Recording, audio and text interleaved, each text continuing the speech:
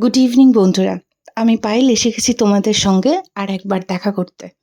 I hope তোমরা সবাই খুব ভালো আছো, সব ঠিকঠাক আছে। এখন শহর খুব একটা বৃষ্টিতে স্নাত অবস্থায় নেই। ওয়েদার মোটের ওপর ঠিকঠাক, একটু ব্যবসা গরম আছে, বাট ওই আর কি, ওটার সাথে একটু ব্যালেন্স করে নিতে হবে, তাই না? তো চলো, আর বেশি দেরি না করে আমরা আমাদের গল্পের দিকে এগিয়ে যাই। এই পর্যন্ত আমরা কি দেখেছিলাম যে আশুতোষ কোনো রকমভাবে নদীকে বাঁচিয়ে তমালির সাথে বাড়ি পাঠিয়ে দেয় এবং দাঁড়িয়ে থাকে তাদের চলে যাওয়াটা দেখতে দেখতে। এরপর আগে আশুতোষ অনেক রাত করে বাড়ি চলে আসে, কেমন আনমনা হয়ে। মা একটা দুটো কথা জিজ্ঞেস করলেও ঠিকঠাক উত্তর সে দিচ্ছিল না। তাতে তার মা বলল, কি ব্যাপার, এত রাত অবধি তো কোথাও ঘুরছিলিস রে? খুব শান্ত উত্তর গলায়, ওই যে তোমার জিজ্ঞেস করলাম না মা সকালবেলা শ্রীরামপুর কেমন, একটু গেছিলাম স্টেশনের কাছাকাছি জায়গাগুলোতে, খুব একটা দেখতে পেলাম না জানো, এত বৃষ্টি, অর্ধেক তো ভিজেই গেলাম। ও, তুই ওখানে গেছিলিস? একা কেন গেলি? তুই রিককে ডাকতে পারতিস। না মা, ছুটির একটা দিন, ও ছোট ছেলে, কোথায় কোথায় ঘুরছে, আমি ওকে ডেকে নেবো হঠাৎ? বাবা, যেখানে যাস তোকে একদম গার্ডারের মতন আটকে নিয়ে যাস। আজ কি হলো? কিছু হয়নি মা, ইটস ওকে না। তো ঘুরে বেরিয়ে এসে তোর মুডটা এরম অফ কেন? Mood off? না, মুড অফ ঠিক বলবো না। অ্যাকচুয়ালি ব্যাপারটা হচ্ছে, একটা জায়গায় ধরো বেড়াতে গেলাম আর সেখানে ভালো করে দেখতে পেলাম না, এই জন্য ঠিক ভালো লাগছে না, এই আর কি। ওকে, বুঝলাম এবার। তা কোনো জায়গা তুই চিনিস না, জানিস না, বাড়ি থেকে অফিস, অফিস থেকে বাড়ি করলে এরকমটাই হয়। হুম, ঠিক বলেছ। কিন্তু কি করা যাবে বলো মা, ওখানে তো আমি কাউকে চিনি না। চিনি না কেন রে? চিনি তো। চিনি? কাকে চিনি মা? কেন? তো ছোট মাসি, তো ছোট মাসি তো ওখানে থাকে। হো, আই সি, ছোট মাসি ওখানে থাকে। হ্যাঁ, ছোট মাসি ওখানেই থাকে। তো তোর যদি শ্রীরামপুর শহরটা এতই দেখার ইচ্ছে থাকে, তাহলে তুই ছোট মাসি ছোট মেসোর বাড়ি চলে যা একদিন, ওখানে থেকে তুই ঘুরে আয়, তাহলেই তো হলো। আর তাছাড়া তোর মাসি আমাদেরকে রাখির দিন ডেকেইছে ওখানে একটু থাকার জন্য। কেন মা? এমনি, ব্যাস, আমরা এখানে আসার পর তো কারোরই বাড়ি যায়নি। আর আমি তো এটাই জানতাম না যে ওর বিয়েটা কার সাথে হয়েছে, ওর শ্বশুর বাড়িটা কোথায়, তাই। ও, তো আমরা ওখানে যাব? হ্যাঁ, কিন্তু তুই এত ওভার এক্সাইটেড ফুলি বলছিস কেন? ওহো মা, ওভার এক্সাইটেডের কি আছে? তুমি যেখানটা দেখতে চাও সেখানে যদি তোমার নিজের একটা কাউকে পাওয়া যায়, why not? You are happy, আমিও তো সেই জন্য খুশি হয়ে গেলাম না, তুমিই তো বললে। ওকে, ঠিক আছে ঠিক আছে, চ, তা তুই ফ্রেশ হয়ে নে। আর এই প্যাকেটগুলোতে কি আছে? প্যাকেটগুলোতে প্যাকেটগুলোতে দুটো জিন্স আছে আমার, আর তোমার জন্য আমি একটা পছন্দ করে শাড়ি কিনেছি। তুমি দেখো মা, পছন্দ হয়েছে? এই বলে রীনা দেবী আশুর হাতের প্যাকেট তিনটে নিয়ে শাড়ির প্যাকেটটা খুললেন। খুলে দেখলেন, বাহ, ছেলের পছন্দ তো বেশ ভালো হয়েছে। হালকা একটা সবুজ কালারের ওপর দূরে দূরে একটু পাতা আঁকা শাড়িটা বেশ সুন্দর, যে কোনো বয়সের মানুষই পরলে ভালো লাগবে তাকে। এই বলে রীনা দেবী আশুর দিকে তাকিয়ে বলল, তুই ঠিক তোর বাবার মতন জানিস। আমি যে কি চাই কি চাই না আমি মাঝে মাঝে বুঝতাম না, কিন্তু তোর বাবা ঠিক বুঝতো জানিস। আর এখন তুই কি করে বুঝলি এটা আমার এত পছন্দ হবে? মা, উফ, তুমি কি কথা নিয়ে পড়ে গেলে? আমি জানি না তোমার কোনটা ভালো লাগবে আর কোনটা ভালো লাগবে না। আমার লক্ষ্মী মা, তুমি এটা পরে একটু ট্রায়াল দাও, আমি চেঞ্জ করে আসছি। এই বলে আশু কোনো রকমে অবস্থা সামলে বাথরুমের দিকে হাঁটা দিল। বাথরুমে গিয়ে সোজা শাওয়ারের নিচে দাঁড়িয়ে পড়ল। চুপ করে শাওয়ার চলতে লাগলো। প্রত্যেকটা জলের কণা শরীর বেয়ে বেয়ে যখন নামছে, আর সারাক্ষণের ঘটনাচক্রটাও যেন তার মনের কোন লুকোনো গভীর গহন থেকে একটু একটু করে বেয়ে বেয়ে চোখের সামনে আসতে লাগলো। চোখ দুটো বুঝে নেওয়ার পরও নদী, চোখ খুলে নদী। উফ, কি অসহায় অবস্থার সৃষ্টি হচ্ছে আশুর। না, একে যদি প্রেম বলে তাহলে ভীষণ ব্যাপার। একে ক্যারি করা কি সত্যি আমার পক্ষে সম্ভব? জানি না কি হবে। এই কথা বলতে বলতে আশু শাওয়ারটা বন্ধ করে দিল। কোনো রকমের টাওয়াল দিয়ে মুছতে মুছতে এসে দেখলো যে মা ড্রেসিং টেবিলের সামনে দাঁড়িয়ে বেশ নিজেকে এদিক ওদিক দিয়ে দেখছে। এই দেখে আশুর মনটা খুব ভালো হয়ে গেল। ছুটে গিয়ে জড়িয়ে মাকে ধরে বলল, মা, বহুত अच्छी दिख रही है आप। Good, you are looking so gorgeous. ছাড়, আর কি হচ্ছে বড়দের সঙ্গে? গর্জাস? এই বসে গর্জাস? क्यों मम्मी, गॉर्जियस बुढ़िया नहीं होती है? हैं? আমি বুড়ি? नहीं नहीं नहीं नहीं नहीं, आप जवान हो, जवान हो। इतना गुस्सा क्यों करती हो मॉम? हम आपसे थोड़ा सा मस्करी कर रहे हैं। মজা করার আমি? মজা? একবার বুড়ি একবার চুড়ি, কি পেয়েছিস তুই? ধর তো। এই বলে ধরতে গিয়ে আসু চট করে বেরিয়ে গেল বাইরে। আর রীনা দেবী হেসে বসে পড়লেন। ভাবলেন, উফ, এই দুষ্ট ছেলেটাকে নিয়ে কি হবে?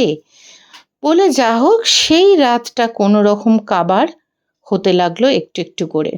কিন্তু আশুর ছটপটানি বাড়তে লাগলো যে নদীর খবরটা নেওয়া ভীষণ প্রয়োজন।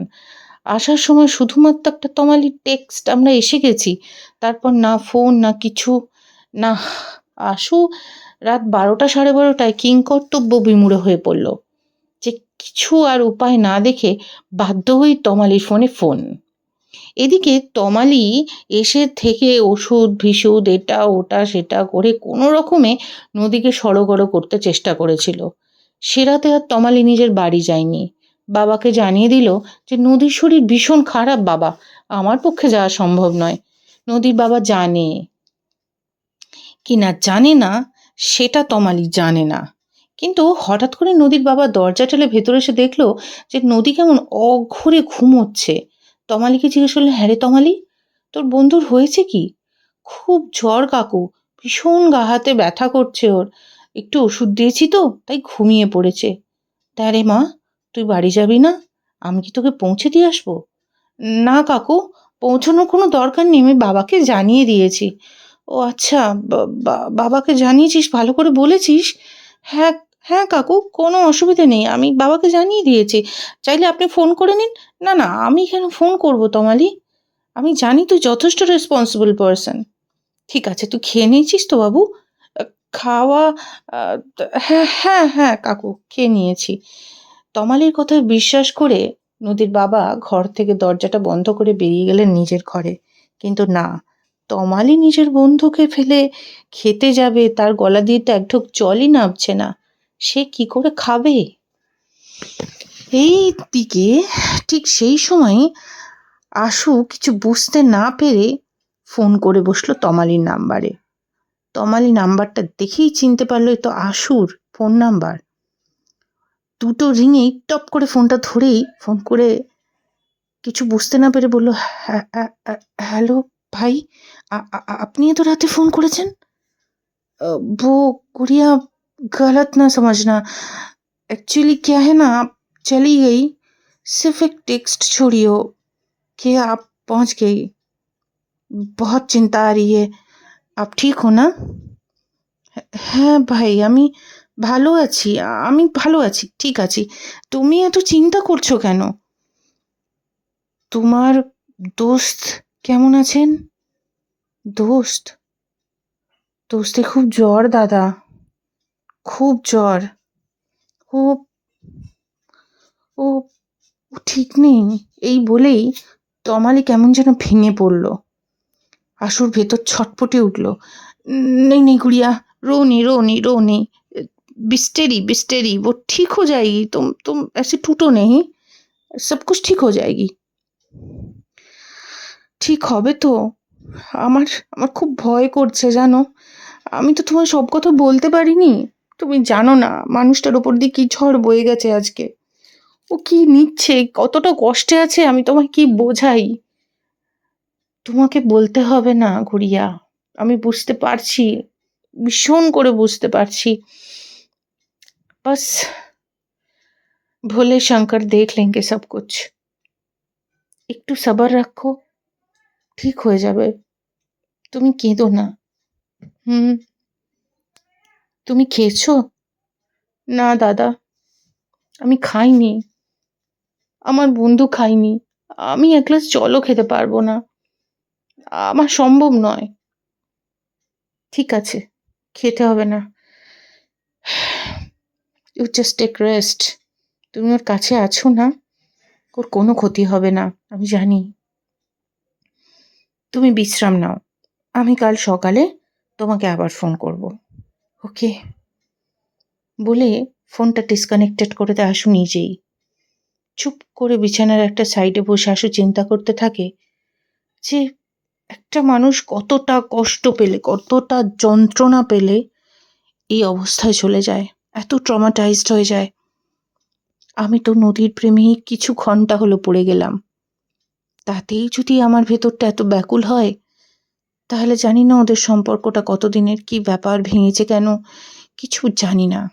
কিন্তু মানুষটা কত কষ্ট পাচ্ছে, কত অসহ্য হয়েছে, কত যন্ত্রণা ভেতরে ভেতরে চলেছে, আর আজ হয়তো চিরকালের জন্য সম্পর্কটা ভেঙে গেছে, তাই হয়তো এমন অবস্থা। জানি না, কিচ্ছু জানি না। এই ৭-১৭ ভাবতে ভাবতে আশুর চোখটা কেমন লেগে গেল। আশু ঘুমিয়ে পড়ল বিছানার ওইভাবেই, আধশো অবস্থায়। এদিকে তমালি চুপ করে নদীর মাথায় হাত বুলোতে বুলোতে কাঁদতে লাগলো।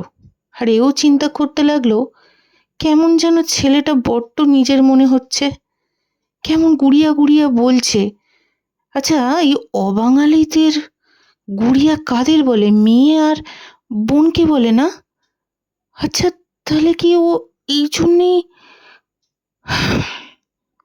না, ছেলেটা সত্যি সত্যি ভালো, নাহলে এমন একজন ড্যাশিং ছেলে একজন ইয়াং মেয়েকে গুড়িয়া বলবে? এটা বলবে যে তোমার ভাই তোমার সঙ্গে আছে, তুমি যে কোনো অবস্থায় ডাকলে সে আসবে? যাক, পৃথিবীতে সবাই সাম্যর মতন খারাপ ছেলে নয়। কিছু কিছু হয়তো আশুর মতন ভগবানও আছেন, তাই সংসারটা চলে যাচ্ছে। তাই আজও আমরা সম্পর্কের প্রতি বীতশ্রদ্ধ হতে পারি না। ট্রাস্ট ইস্যু হয়তো আসে, কিন্তু সেই ট্রাস্ট ইস্যুগুলো এরকম কিছু মানুষের উপস্থিতিতেই কেটে যায়। আর কিছু মানুষের কাটে না, তার কারণ হলো এমন মানুষের দেখা পাওয়া যায় না। তাই হোপ ফর দ্য বেস্ট যাদের জীবনে এরকম ঘটনা ঘটেছে, আর যারা এরম মানুষের যোগাযোগে এখনো আসেননি, তাদের জন্য ভগবানের কাছে প্রার্থনা রইল যাতে তারা এই অবস্থা থেকে হিল হতে পারেন। তো আমরা কন্টিনিউ করি। এরপর মধ্যিখানে 2 দিন কেটে গেল। নদী আস্তে আস্তে একটু ধাতস্থও হয়েছে। আশুর অফিস থেকে ফেরা, আবার অফিস থেকে ফেরা, এইভাবে 2 দিন চলে যাওয়ার পর তৃতীয় দিনে যাওয়ার কথা শ্রীরামপুরে মাসির বাড়িতে।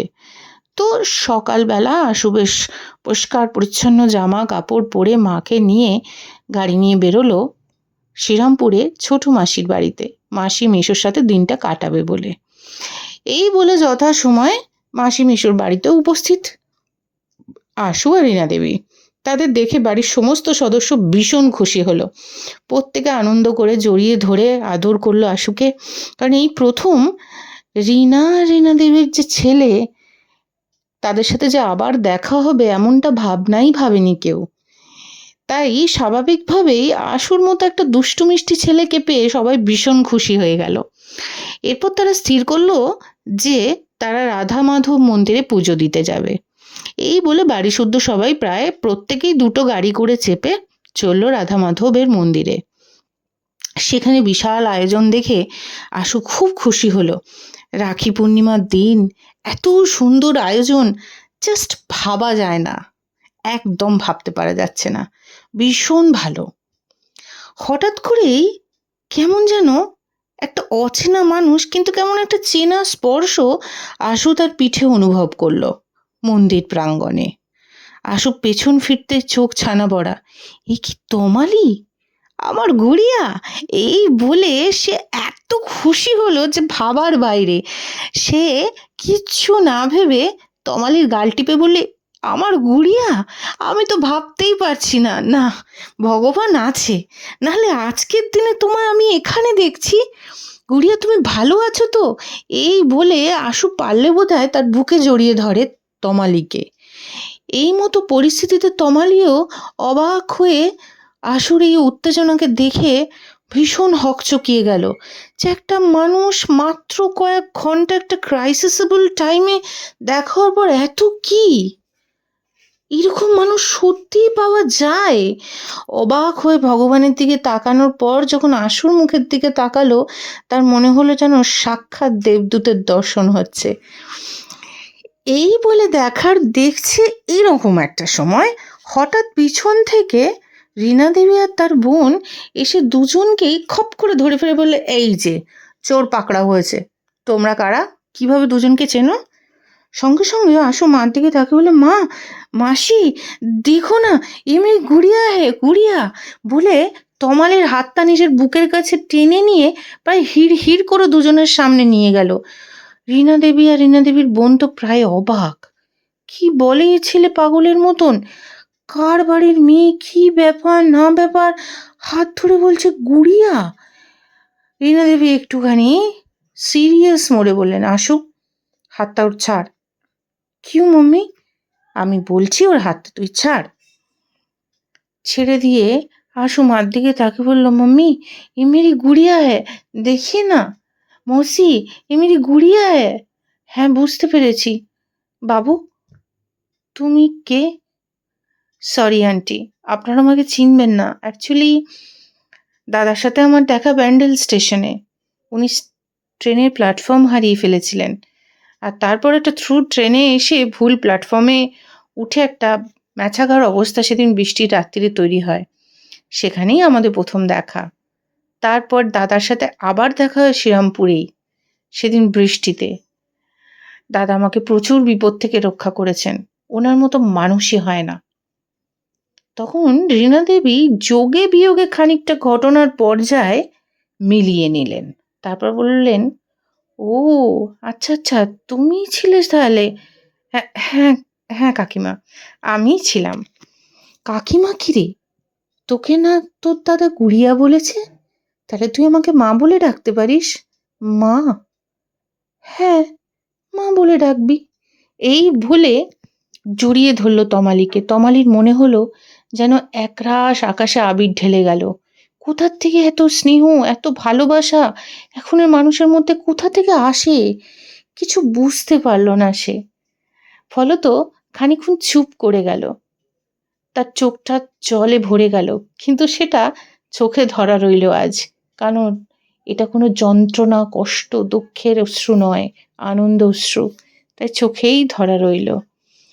রাধা মাধবের দিকে তাকিয়ে সে আর একবার ধন্যবাদ জানালো এতগুলো ভালো মানুষের সাথে দেখা করানোর জন্য। এরপর আশু তমালির হাত ধরে বলল, গুড়িয়া, আজ রক্ষাবন্ধন, তুমি আমায় রাখি পরাবে তো না? এই বলে কেমন যেন আশু ইমোশনাল হয়ে পড়ল। চোখ থেকে অঝরে জল, মুখে লেগে থাকা অসম্ভব সুন্দর একটা মুক্তের হাসি। এটা কি? এই ফিলিংসটা তমালির কাছে একদম নতুন। তাই তমালি শান্ত করতে আশুকে জড়িয়ে বলল, দাদা যখন পেয়ে গেছি, রাখির দিনে তাকে ছাড়বো ভেবেছ?